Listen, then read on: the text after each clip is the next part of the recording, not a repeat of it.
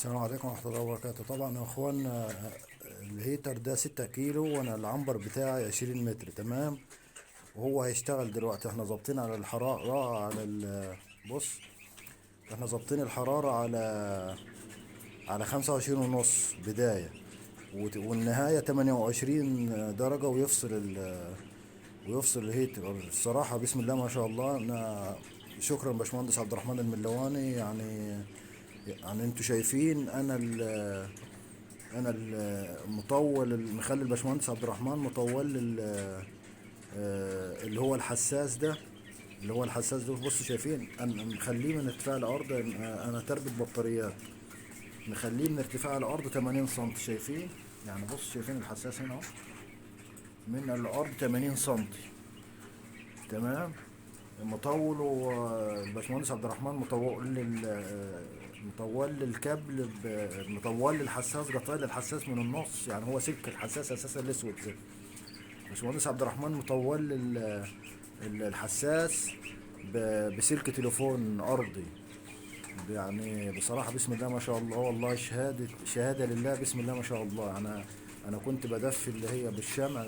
هو بص حاليا ركن الشمع كله. يعني بص، بداية الفيديو الهيتر بسم الله ما شاء الله الحرارة وصلت ل 28 درجة. تمام. انا الاول كنت بدفي بلمبات. شايفين اللمبات؟ بصوا، لمبات. كل ده لمبات غير اللي اتحرق وغير الشمع ده. كله ده ركنته دلوقتي. يعني بصراحة يعني تجربة ممتازة والله. ده انا بنصح الكل يعني ان هو يتعامل بالهيتر الكهرباء ده. بصوا، هيتر الكهرباء ده غير الغاز، غير اي هياتر تاني. يعني اي نعم هو مكلف شوية، بس برضه مش مكلف زي الغاز. يعني هو برضه يعني مش مضر للفراخ. يعني من ناحية النفس وكده مش مضر للفراخ زي الغاز وزي زيت الرجوع ده. لأن الحياة التانية دي لها عوادم وكده يعني. دي أكيد هتضر يعني على صحة الفرخ يعني. برضو ما أنا معاكم هبص. شايفين؟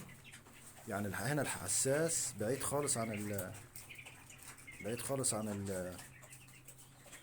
بعيد يعني عن الهيتر بحوالي 3 متر بالظبط. لأن أنا جايب سلك تليفون 3 متر غير اللي في الحساس، غير السلك الحساس نفسه. سلك الحساس متر، يعني نص ونص، ويديك 3 متر تاني سلك حساس اللي هو بتاع التليفون ده. يعني انا بص، هو اهم حاجة اهم حاجة التكفيل. يعني في ناس بتاخد الهيتر بيقول لك ده الهيتر مش بيدف وبتاع. يعني لا يا باشا، انت قفل صح هتاخد تدفئة صح. يعني زي خلية التبريد بالظبط في الصيف. يعني خلية التبريد انت لو قفلت صح، يعني ما سبتش يعني منفذ غير خلية التبريد والشفاط، هتاخد هوا صح. يعني كده قيس على كده التدفئة برضو.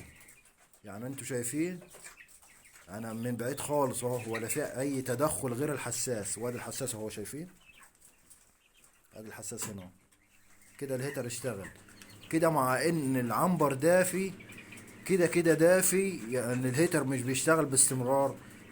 لا، زي ما انتم شايفين من اول الفيديو، الهيتر مش بيشتغل باستمرار. يعني كده هيفضل يدفي لحد ما احنا ظابطين. الباشمهندس عبد الرحمن المليواني ظابط لي الحرارة على 28. شايفين كده؟ بصوا، يعني الحساس بعيد عن الهيتر ب3 متر وزيادة والله. بصوا شايفين بصوا، شايفين؟ شايفين الهيتر فين اخر الدنيا؟ بصوا، وادي الحساس هنا اهو في النهاية. انا مخليه على بعد 80 سم من الارض. مخليه على بعد 80 سم من الارض برضو، عشان خاطر كثافة الهواء والساجح تحت،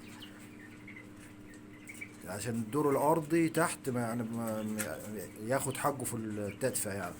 وانا هجرب لكم برضو على الهيتر. بصوا، هيوصل 28 درجة وهيجي فاصل على طول اوتوماتيك. شايفين؟